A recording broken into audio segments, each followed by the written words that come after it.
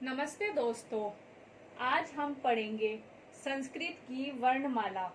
दोस्तों, व्याकरण को समझने से पहले हमें वर्णमाला को समझना होगा और इससे संबंधित प्रश्नों जैसे स्वर क्या होते हैं, व्यंजन क्या होते हैं और इनके भेद कितने होते हैं, ये सब जानना होगा। और हम साथ ही जानेंगे कि संस्कृत और हिंदी की वर्णमाला में क्या अंतर होता है। परंतु ये सब जानने के लिए आपको वीडियो को अंत तक देखना होगा। दोस्तों, किसी भी भाषा की वर्णमाला में दो प्रकार के वर्ण होते हैं, स्वर और व्यंजन।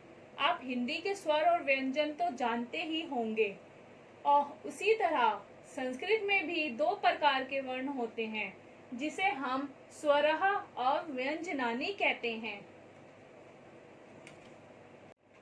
अर्थात वर्णों को दो भागों में बांटा जाता है, स्वरा और व्यंजनानि।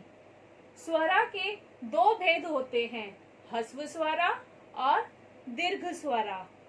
ह्रस्व स्वरा वे स्वर होते हैं जिनके उच्चारण में कम समय लगे और हल्का स्वर निकले, वह ह्रस्व स्वरा कहलाते हैं, जैसे अ, इ, उ, रि, ऋ। दीर्घ स्वरा वे स्वर होते हैं जिनके उच्चारण में ह्रस्व स्वरा से 2 गुना समय लगे और स्वर भी लंबा निकले, वह दीर्घ स्वरा कहलाते हैं, जैसे आ, ई, उ, री, ऐ, ऐ, ओ, औ। के बाद अब हम व्यंजनानि पर आ जाते हैं। व्यंजनानि के भी 3 भेद होते हैं, स्पर्श व्यंजनानि, अंतःस्थ व्यंजनानि, ऊष्म व्यंजनानि। पहला है स्पर्श व्यंजनानि।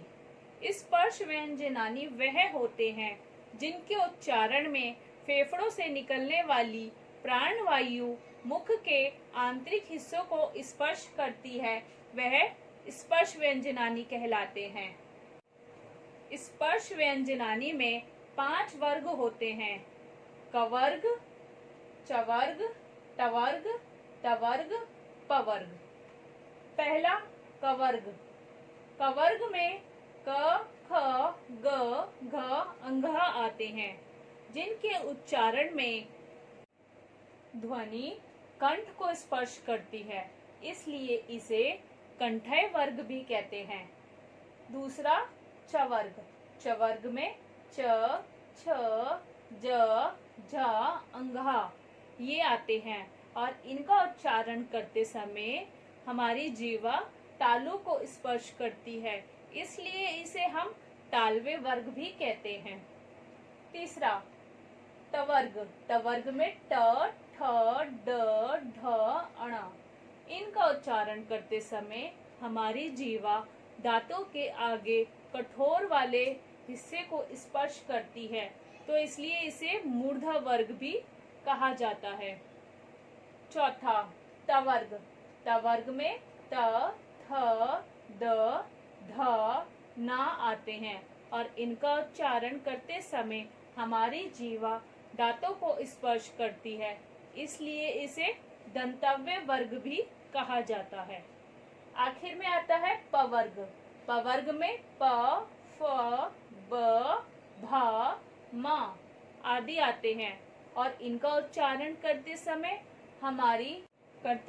ध्वनि होठों को स्पर्श करती है, इसलिए इसे ओष्ठ वर्ग भी कहा जाता है। इसके बाद हम आ जाते हैं अंतःस्थ व्यंजनानि।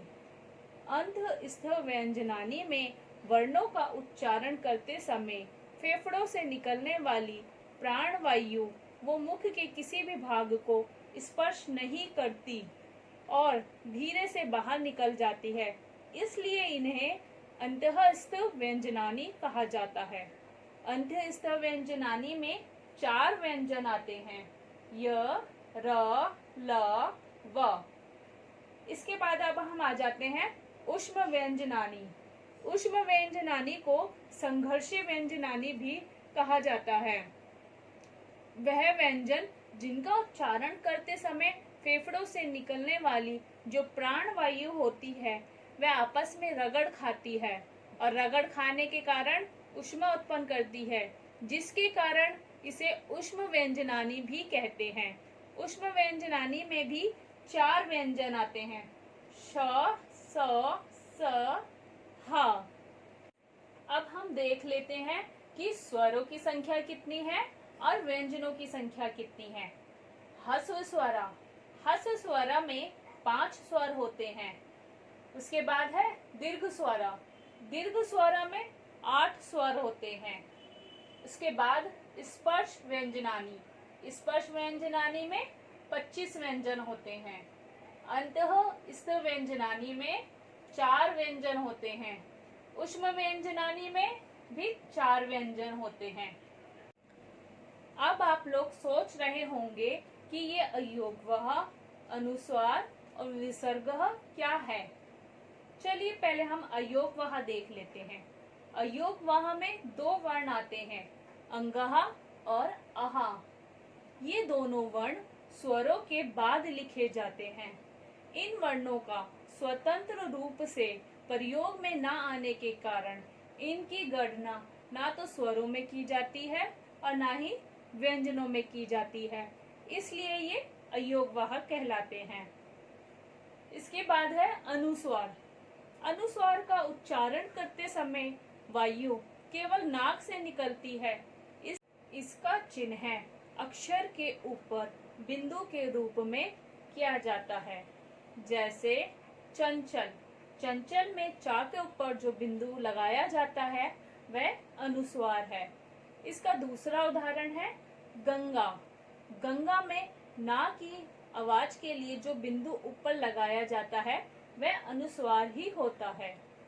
इसके बाद हम आ जाते हैं विसर्गे पे।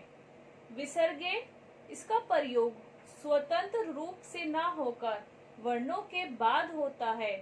जैसे अतः, प्रातः। इनमें जो अक्षर के बाद 2 बिंदु लगाए जाते हैं वह विसर्ग कहलाते हैं। इसका एक और उदाहरण है पुनः। पुनः में भी ना के बाद जो 2 बिंदु लगाए जाते हैं वह विसर्ग ही होते हैं। अब जान लेते हैं कि संस्कृत और हिंदी की वर्णमाला में क्या अंतर होता है। हिंदी भाषा में कुल वर्णों की संख्या 44 है, जबकि संस्कृत भाषा में कुल वर्णों की संख्या 52 है। हिंदी भाषा में 11 स्वर होते हैं और 33 व्यंजन होते हैं, जबकि संस्कृत भाषा में 16 स्वर और 36 व्यंजन होते हैं। हिंदी में डा और ड़ा होता है, परंतु यह संस्कृत में नहीं होता। ऐसे ही संस्कृत में रे होता है जो कि री की तरह होता है। अब आपको संस्कृत वर्णमाला अच्छे से समझ आ गई होगी कि वर्ण क्या होता है और ये कितने प्रकार के होते हैं, साथ ही इनके भेद कितने होते हैं।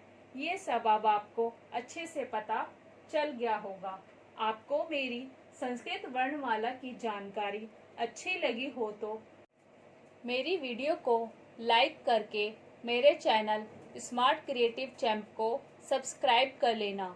साथ ही बेल आइकन के ऑल पर प्रेस कर देना, ताकि मैं ऐसी ही कोई महत्वपूर्ण जानकारी पर वीडियो बनाऊं तो उसकी नोटिफिकेशन आप तक पहुंच जाए।